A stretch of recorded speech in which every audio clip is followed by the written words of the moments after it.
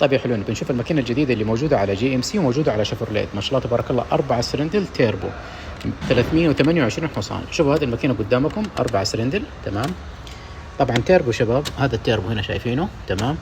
هذا هنا المبرد، مبرد مائي، تمام، او كولنت، شايفين.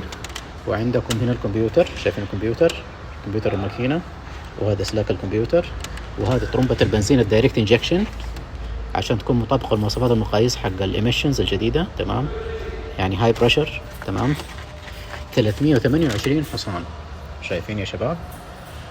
تبغى تشوفوا كمان نوع الزيت، هذا نوع الزيت الجديد، شايفين 0.20 0.20، شايفين يا حلوين.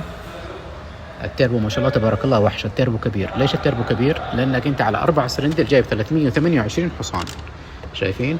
وطبعا ما في تيربو لاج. ليش ما في تيربو لاج يا شباب؟ لأن المواسير حق البايبات حق التيربو، شايفين بايبات التيربو مرة صغيرة، مرة قصيرة، على طول من التيربو دايركت على المبرد، دايركت على الماكينة، شايفين. سريع سريع سريع سريع. يعني انت دحين لو بتغير بواجي، تمام، او تغير كوالات، كل اللي تحتاج تفكه بس هذا، فك من هنا، فك هذا وتفك هذا، تمام. القفيز اللي هنا والقفيز اللي هنا، ترفع المبرد، فك مواسير التبريد حق الكولنت، تمام، وتوصل على طول للكوالات. يعني الصيانة بسيطة جدا، لو بتغير بواجي، بتغير كوالات، مرة بسيط.